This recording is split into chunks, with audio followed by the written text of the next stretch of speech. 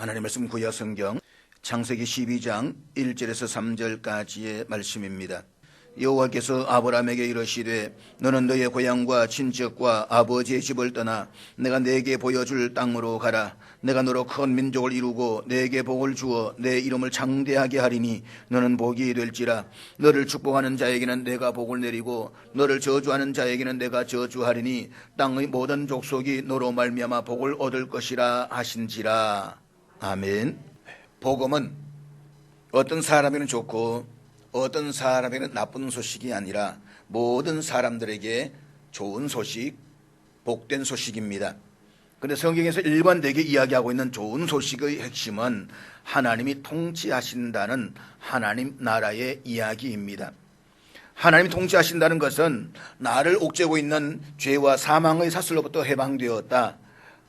나를 지배하던 부당한 권력의 위협과 압력은 끝났다 라고 하는 것입니다. 왜냐하면 하나님 나라, 하나님의 통치가 시작되었기 때문입니다. 하나님 나라의 복음은 쳇바퀴 도는 듯한 일상생활에서 악순환, 즉 죄를 짓고 또 죄책감에 괴로워하다가 회개하고 새롭게 된 듯하지만 또다시 죄에 빠지는 그런 악순환이 끝났다라고 하는 것입니다. 하나님이 우리 인격과 삶의 반경을 통치하신다는 사실은 지금까지 우리가 살아왔던 삶의 체제를 뿌리째 흔들어 버립니다.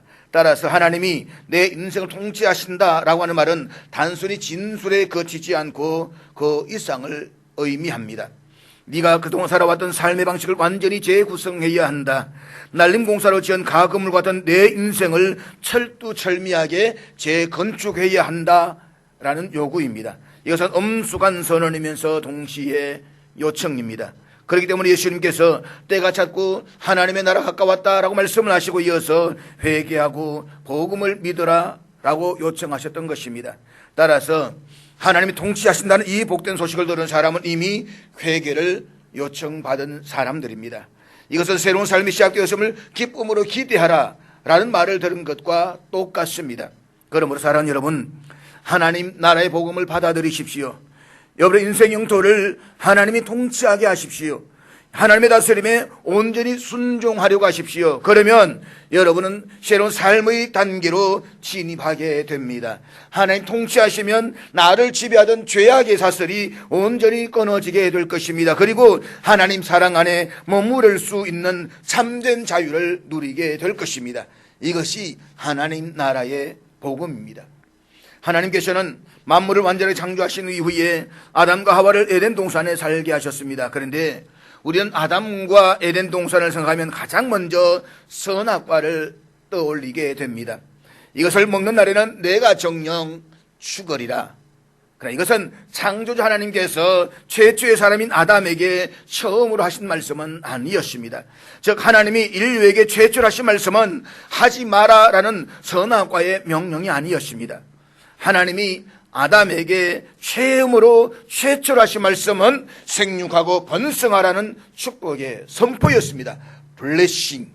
가령제가 금붕어 2마리를 키우기로 했습니다. 그래서 멋진 의항을 사고 뽀글뽀글 산소 공급기를 설치했습니다.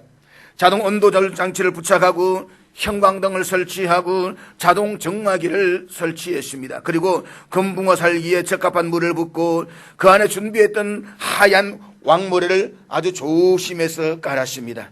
예쁜 물불을 꽂아두고 색색이 투명한 유리구슬도 몇 개 떨어뜨리고 동물처럼 생긴 돌도 한쪽에 꽂아 두었습니다. 금붕어가 살아가기에 최적의 환경을 만들었습니다. 그러나서 주인공인 금붕어 담긴 빵빵한 비밀법을 들어 올립니다. 아무것도 모르고 헤엄치고 있는 금붕어를 수족 안에 부어라 놓아주려고 비닐봉지 것을 가위로 자려고 하는 순간, 이때 물고기에게 해주고 싶은 말이 있다면 무슨 말일까요? 죽여버릴 거야? 빨리 죽어? 아마 이건 아닐 것입니다. 축복하고 사랑한다. 여기는 네 세상이야. 잘 살아야 돼. 그리고 새끼도 많이 낳아. 아마 이런 마음일 것입니다. 아마 하나님도 마찬가지셨을 것입니다. 첫째 날, 둘째 날, 셋째 날, 그렇게 우주 만물을 창조하실 때의 그 방향은 사람이었습니다. 하나님 매일 천지를 창조하신 후에 보시기에 좋았다라고 말씀을 하셨습니다. 여기서 좋았다라는 말은 하나님 보시기에 완벽하고 만족스러우셨다는 이 말씀입니다. 하나님 그렇게 수고하신 것은 바로 아담 그 한 사람을 위해서였습니다.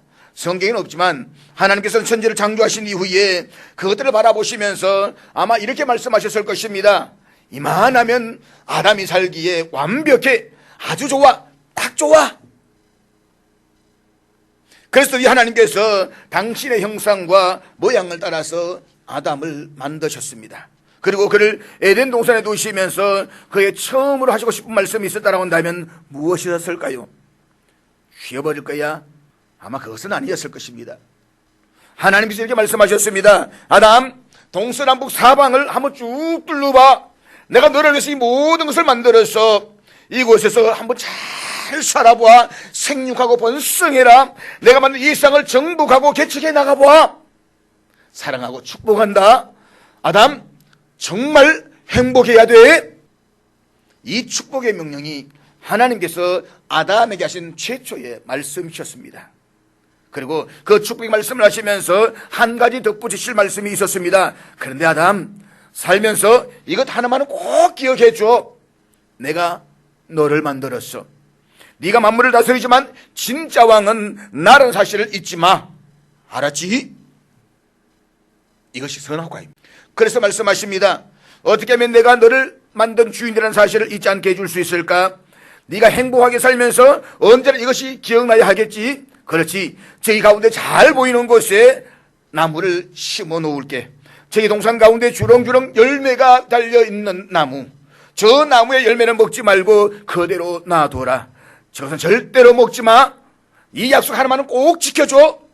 알았지? 할 수 있지? 하나님은 아담으로 하여금 에덴 동산에 살게 하시고 만물을 다스리는 권한을 위임하시면서 분명히 하고 싶으신 말씀이 있었습니다. 그것은 하나님은 왕이시고 아담은 왕이신 그분의 통치를 받아야 한다는 존재론적 규명입니다. 따라서 만물을 다스리는 통치권을 위임받은 인간은 만물의 영장으로서 마음대로 다스릴 수는 있지만 그러면서도 그 위에 진정한 왕이 계시다는 사실을 잊지 말아야만 합니다. 그것이 바로 선악과가 갖는 의미입니다. 그래서 선악과를 주셨다라는 말씀은 아담을 자율적이며 인격적인 존재로 관계하시겠다는 하나님의 선언입니다. 그런데 불행하게도 아담과 하와는 선악과를 따먹음으로써 하나님의 약속을 일방적으로 깨뜨리고 반역했습니다. 이유는 죽지 않고 눈이 밝아져 하나님과 같이가 되어 선악을 알게 된다는 사탄의 달콤한 유혹 때문이었습니다.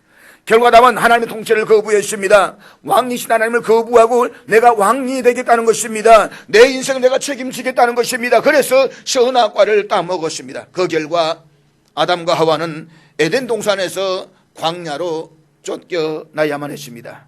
그런데 인간은 혼자서 살아가는 존재가 아니라 많은 사람과 함께 어우러 살아가는 사회적 존재입니다. 하나님께서는 아담 혼자의 존재가 아니라 하와를 만드시고 사회적 관계 속의 존재를 만드셨다 사실 우리가 잊어버리면 안 됩니다. 그런데 사회적 관계 속에서 모두가 자기 마음대로 살고 싶고 하면 혼란과 충돌은 불가피합니다. 더구나 사람에게는 다스려받는 것을 싫어하면서도 누군가를 다스리고 지배하고자 하는 본능들이 다 있습니다. 때문에 두 사람 사이에서도 누가 더 크냐에 대한 신경전이 벌어집니다. 형과 동생 사이에서도 통치의 문제로 충돌할 때가 있지 않습니까? 하나님을 왕으로 모시는 것은 싫었습니다. 그렇지만 혼란과 충돌을 막기 위해서는 어쩔 수 없이 누군가가 왕이 있어야만 합니다. 누가 우리의 왕이 되어야 하는가? 누가 우리를 다스릴 것인가? 이 물음에 대해서 내린 인류의 대답은 힘입니다. 파워. 힘은 곧 왕의 상징입니다. 역사는 누가 더 힘이 센가에 따라서 통치의 방향이 결정되어졌습니다. 힘이 있는 자가 세상을 통치하고 지배했습니다. 그렇게 해서 등장한 최초의 왕이 가인입니다. 그가 에녹이라는 최초의 도시국가를 만들었지 않습니까? 그리고 가인의 후손들을 통해서 가인의 문화가 만들어집니다. 가인 문화에는 힘의 논리의 바탕을 둔 하나님이 없는 도시 문화입니다. 특별히 노아 홍수 이전에 가인의 후손으로 당대의 이름을 날렸던 영웅이 네피림이었습니다. 네피림은 자이언트, 고인이라는 뜻을 가지고 있는데 힘이 세고 머리가 뛰어나서 다른 사람 지도했던 그 시대의 왕이었습니다. 한마디로 하나님이 없는 인간이 만든 세상은 네피림과 같은 힘이 강한 자가 통치하고 지배하는 나라입니다. 모든 사람, 모든 민족이 복을 받는 것이 아니라 힘이 있는 자가 지배하고 힘 있는 자가 모든 것을 누리는 구조입니다.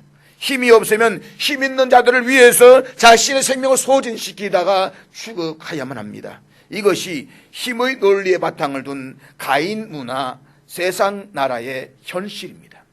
이러한 가인의 문화에서 하나님의 형상대로 지음받은 인간은 하나님의 영광을 드러내는 삶을 살아가는 것이 아니라 육체의 정욕을 따라서 죄의 다스림을 받으면서 타락해 갔습니다. 결국 하나님께서는 세상과 인간을 만드신 것을 후회하시고 노아 홍수를 통해서 저들을 심판하십니다. 그런데 노아 이후에 가인의 문화를 계승한 또 다른 문화가 등장합니다. 바로 세상의 첫 용사로 불렸던 니므롯의 문화입니다.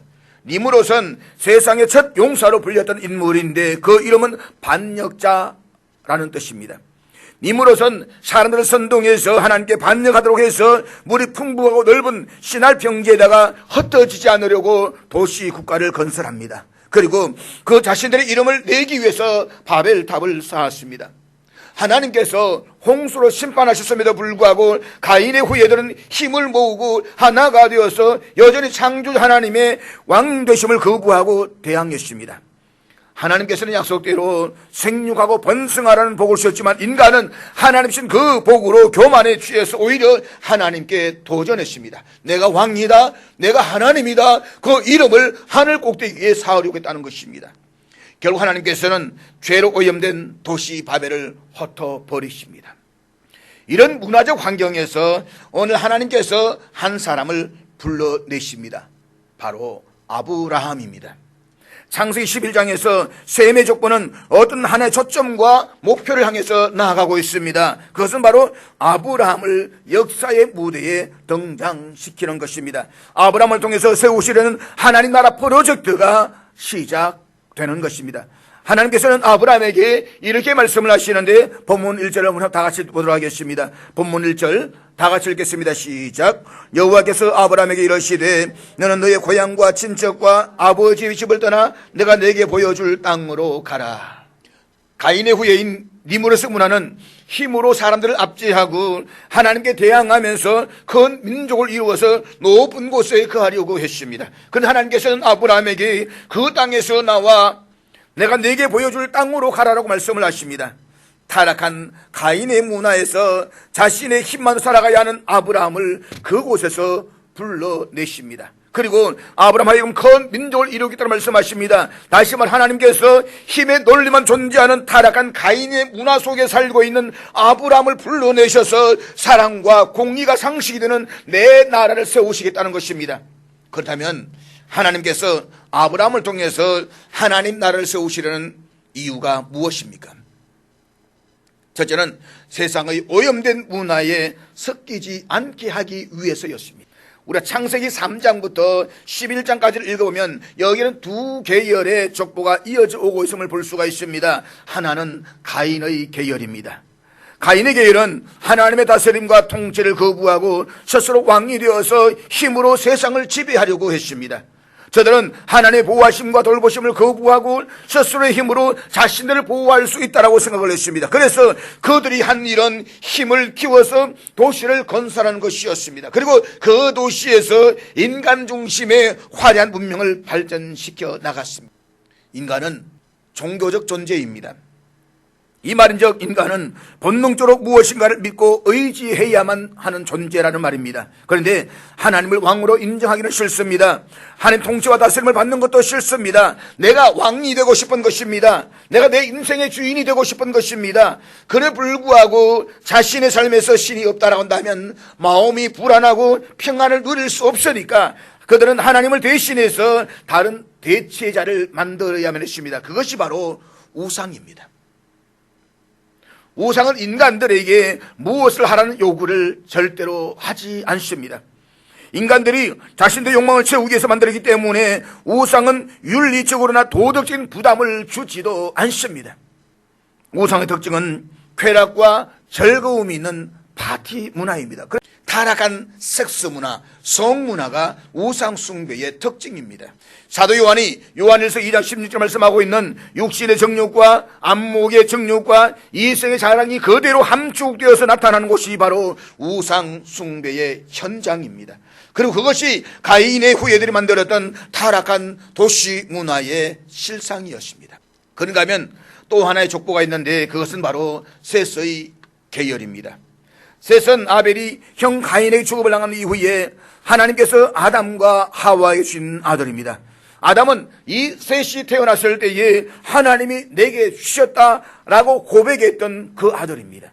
뿐만 아니라 창세기 4장 26절에 보면 셋은 에노스를 낳은 이후에 비로소 여호와의 이름을 불렀더라라고 할 만큼 하나님을 섬겼던 신앙의 사람들이었습니다. 특별히 가인의 계열의 족보에는 문명을 개발했던 조상들이나 영웅들의 이름들이 소개되고 있습니다. 그렇지만 셋 계열의 족보에는 그와 같은 세상적으로 화려했던 사람들 이름을 소개하지 않습니다. 거기에 보면 위대했던 사람들, 세상에서 힘이 있었던 사람들, 그런 이름은 하나도 없습니다. 그저 하나님과 동행하다가 죽지 않고 하늘 올라갔던 에녹이나 노아 같은 믿음의 사람들의 이름을 소개하고 있습니다. 한마디로 셋 계열은 가인의 계열과는 차원이 다른 하나님의 이름을 부르고 하나님을 섬겼던 사람들의 후손들인 것입니다. 그런데 어떻게 되었습니까? 창세기 6장 1절 2절 말씀 우리 한번 다 같이 보도록 하겠습니다. 사람이 땅 위에 번성하기 시작할 때에 그들에게서 딸들이 나니 하나님의 아들들이 사람의 딸들의 아름다움을 보고 자기들이 좋아하는 모든 여자를 아내로 삼는지라. 여기 사람이 땅 위에 번성하기 시작할 때에 라고 하는 것은 하나님을 거역하고 인류가 점점 더 깊은 죄악의 수렁에 빠져가던 그때를 말합니다. 가인이 에녹이라는 도시를 만들고 그의 후손들이 네피림을 중심으로 강력한 힘을 가지고 주변의 나라를 정복하면서 문화적으로 번성해 나가던 그때를 말합니다. 그때 하나님의 아들들과 사람의 딸들이 있었다라고 했습니다. 여기서 하나님의 아들들은 셋의 후손들로서 하나님을 섬겼던 신앙의 사람들을 가리킵니다. 반면에 사람의 딸들은 가인의 후손들로서 하나님을 거부했던 불신앙의 사람들을 가리킵니다. 창세기 4장은 가인이 아벨을 죽인 이후에 진행되는 죄인의 자손 이야기를 다루고 있습니다. 그리고 5장은 거룩한 셋과 그의 자손들의 이야기가 펼쳐지고 있습니다. 창세기 3장에서 아담과 하와가 범죄한 이후에 6장 1절에 접어들 때까지 성경은 이렇게 가인과 셋의 자손들에 대한 이야기를 명확하게 구분함으로써 따로 취급하고 있습니다. 이때까지는 두 계열이 뚜렷하게 구별되어졌습니다. 그런데 6장에 접어들면서 이들 두 계열에 대한 구별이 아예 사라집니다. 셋 자손들이 가인 자손들을 섞이면서 함께 타락하게 되는 것입니다. 그 이유가 무엇입니까? 본문에 보면 사람의 딸들의 아름다움을 보고 라고 했습니다. 여기서 보다라는 말은 그저 단순히 쳐다보는 정도가 아닙니다. 그것은 깊은 관심을 가지고 주목해서 살펴보는 것을 의미합니다. 그리고 하나님의 아들들이 사람 딸들을 주목하는 이유는 그들의 아름다움입니다. 여기서 아름다움이라는 말은 히브리어는 감각적으로 유쾌한 즐거움이라는 뜻을 가지고 있습니다. 그러니까 단순히 외모적인 아름다움을 말하고 있는 것이 아닙니다. 그것은 이 육체적인 정욕, 육체적인 욕망을 이야기하고 있는 것입니다. 그러니까 하나님 아들들인 셋의 후손들이 육체적 정욕을 만족시킬 목적으로 사람의 딸들인 가인의 후손들에게 관심을 가졌다라는 말입니다. 결국 세상에서 진리의 기둥이 되어야 할 하나님의 아들들이 힘의 논리에 무너져 버린 것입니다. 거룩해야 할 셋의 후손들이 화려한 세상 문화에 취해 버린 것입니다.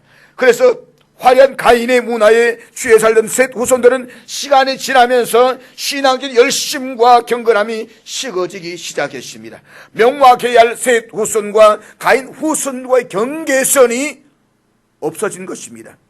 하나님의 왕님줄을 모르는 사회와 동화되어져 버렸습니다. 섞여 버렸다는 말입니다. 혼합주의가 등장하는 것입니다. 사랑하는 여러분, 하나님의 백성들은 세상 속에 뒤섞여 살면서 영적 경계선이 모호해지면 안 됩니다. 깊은 밤일수록 작은 불은 더욱더 빛을 발하는 것처럼 타락한 어두운 세상에서 우리는 더 빛을 발해야만 합니다. 세상이 혼탁할수록 영적 전체성이 더욱더 분명해져야만 합니다. 너희는 세상의 소금이라고 말씀을 하셨습니다. 소금이 맛을 잃으면 거리에 버려서 밟힐 뿐이라고 말씀을 했습니다. 하나님의 사람들이 정체성을 잃어버리고 혼합주의에 빠지게 될 때에 세상의 마지막 보루는 결국 무너져 버리고 말 것입니다. 나무가 불에 타도 뿌리는 없어지지 않고 그 거루터기는 남아 있습니다. 마찬가지로 역사를 통해서 볼 때에 세상이 아무리 타락할지라도 거루터기와 같은 의인은 남아 있었습니다. 의인이 세상에 남은 거루터기입니다. 하나님께서 세상을 향해서 심판을 지체하시는 것은 저들 가운데 의인이 남아 있었기 때문입니다. 보십시오. 하나님은 소돔과 고모라를 멸하실 때에 그들 가운데 의인 10명만 있어도 그 성을 멸하지 않겠다라고 말씀하셨습니다. 그렇지만 그 성에는 의인 10명이 없었습니다. 결국 의인 롯이 소돔성에서 빠져나오자 소돔성은 유황불로 멸망하고 말았습니다. 예레미야 5장 1절에 보면 하나님께서 예레미야에게 예루살렘 거리에서 정의를 행하며 진리를 구하는 자를 한 사람이라 찾으면 내가 이 성읍을 용서하리라고 말씀을 하십니다. 그렇지만 예루살렘은 그 한 사람의 의인이 없어서 바벨론에게 망했습니다. 이 사실은 의인이 그 사회 유지와 보존에 얼마나 중요한 존재인가를 깨닫게 해줍니다. 실로 의인은 그 사회를 유지시키는 기둥과 같은 존재입니다. 기둥이 무너지면 건물 전체가 다 와해되고 마는 것입니다. 우리가 이 땅에서 의의 삶을 살아야 하는 이유가 바로 여기에 있습니다. 이 땅의 교회의 성도들은 우리나라 대한민국이 무너지지 않고 존재하게 하는 기둥과 같은 존재이어야만 합니다. 우리가 타락하면 안 됩니다. 우리가 혼돈되면 안 되는 것입니다. 우리가 죄악과 섞이면 안 되는 것입니다. 우리가 살아야 이 세상이 존재할 수가 있는 것입니다. 내가 살아야 내 가정이 살 수가 있는 것입니다. 우리 교회가 살아야 이 지역이 살 수가 있는 것입니다. 여기서 의인은 하나님과 관계에서 거룩하게 구별된 하나님의 백성들입니다. 그리고 그들이 바로 셋 계열입니다. 그러므로 교회가 무너지면 안 됩니다. 성도들이 무너지면 안 됩니다. 우리들이 무너지면 안 됩니다. 그런데 사람들은 힘의 축으로 기울어져 갑니다. 힘이 있고 화려한 곳으로 사람들은 달려가게 됩니다. 그러나 여러분, 우리는 그렇게 하면 안 됩니다. 아무리 힘이 있고 화려하더라도 거기에 달려가면 안 됩니다. 불나방들이 보십시오. 불나방들이 화려한 불빛으로 달려갑니다. 그러나 그것은 죽으러 달려가는 것입니다. 우리는 힘이 없어도 하나님이 거하시는 곳, 하나님이 원하시는 곳에서 빛된 존재의 삶을 살아드려야 되는 것입니다. 그렇기 때문에 이 땅의 교회 성도들, 저와 여러분들이 거룩하게 왔던 의인이 되어서 든든한 버팀목이 되어주시기를 주의 이름으로 축복합니다. 우리가 거루터기입니다. 우리가 기둥입니다. 창세기 족보를 보면 아무리 힘 있는 자들의 공동체가 타락해도 하나님께서 심판하지 아니하시고 기다리셨던 것은 그들 가운데 그래도 예배할 줄 아는 진리의 공동체의 셋 계열이 있었기 때문입니다. 셋 계열을 믿으셨던 것입니다.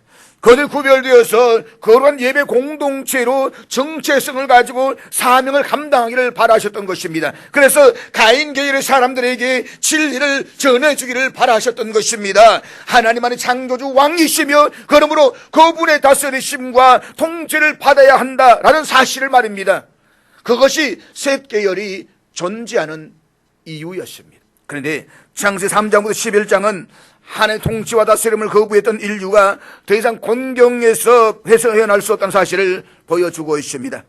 아담과 하와의 타락 이후 눈덩이처럼 불어나는 죄로 인하여서 인류가 점점 더 깊은 죄악의 수렁으로 빠져갔습니다.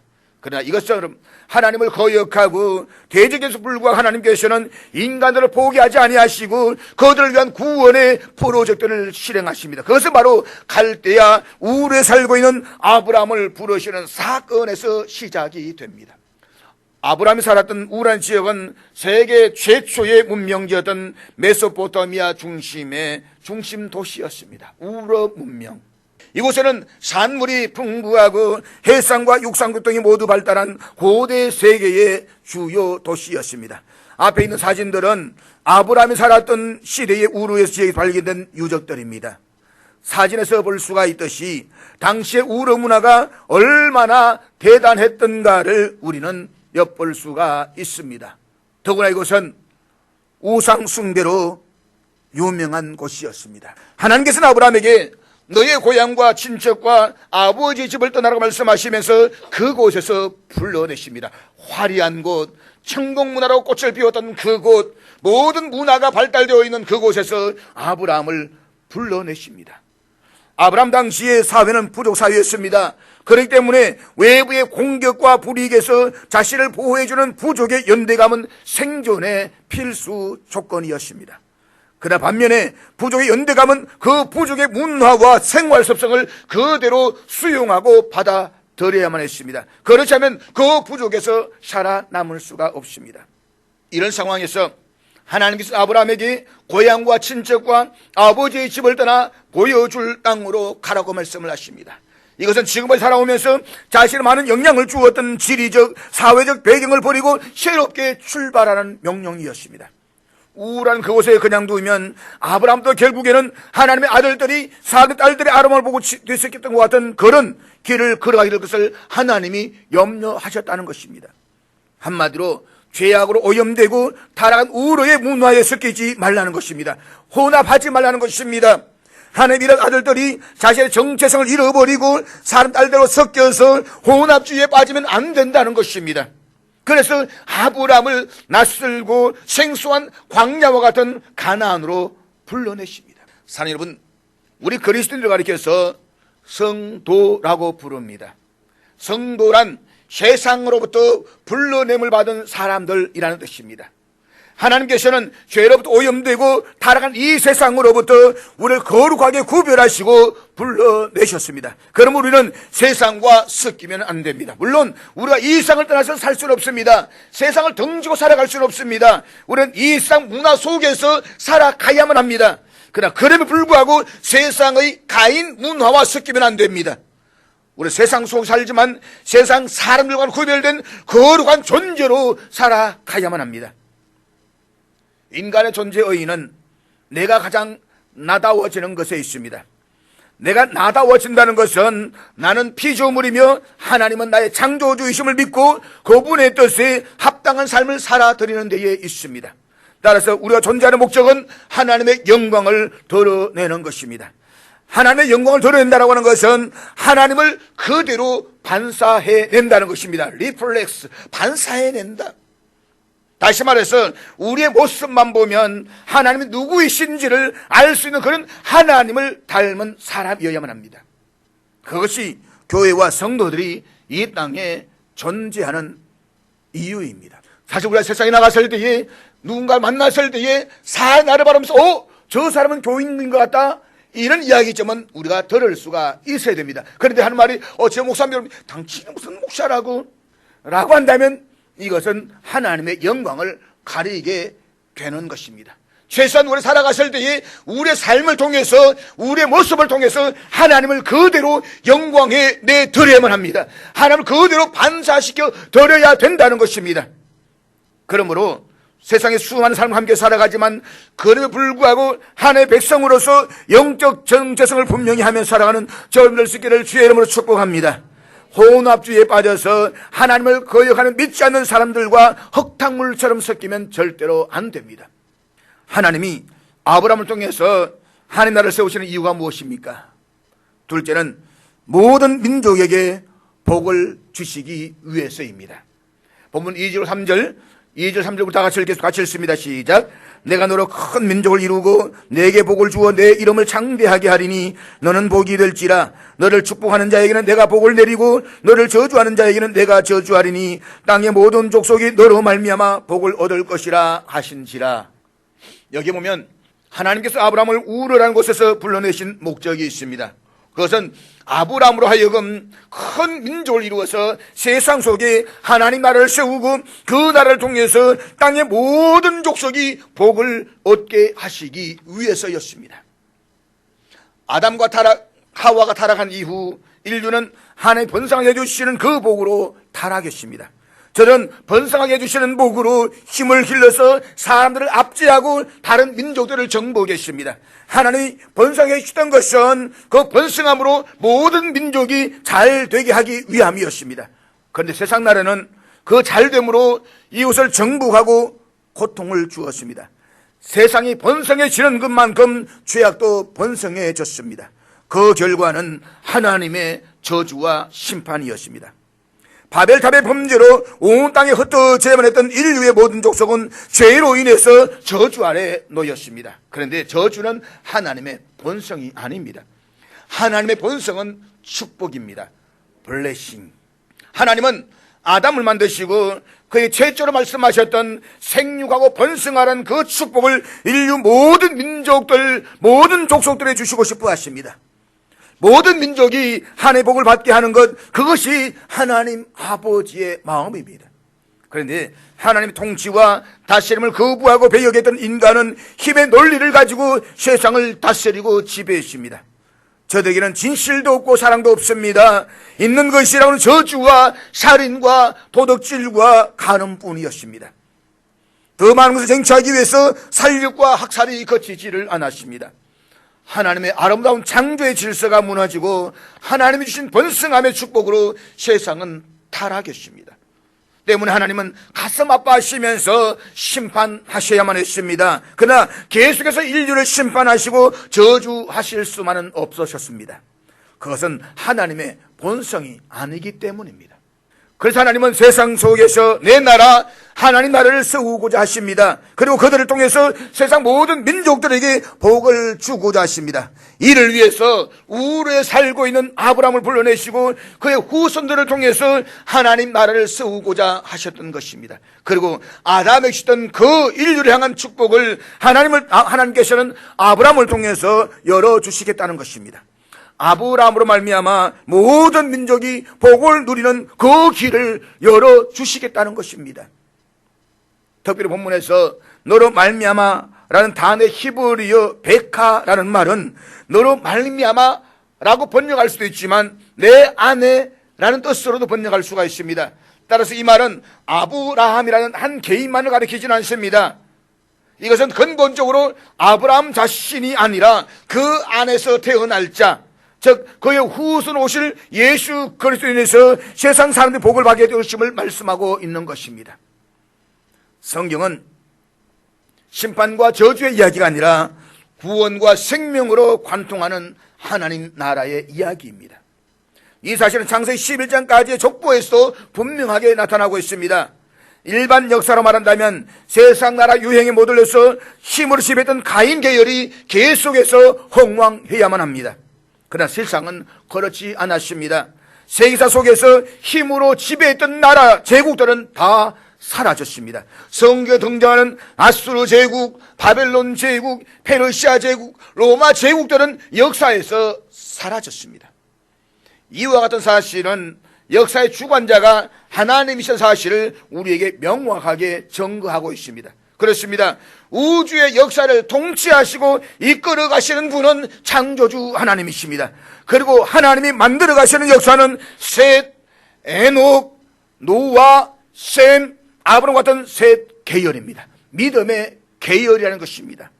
이들의 역사는 일반 인류 역사로 본다면 미약하고 보잘것없는 것 같습니다. 영도 없습니다. 호글도 없습니다. 창기한 사람도 없습니다. 그렇지만 이들을 통해서 역사는 유유히 이어져 왔고 역사는 지탱해 왔다는 것입니다.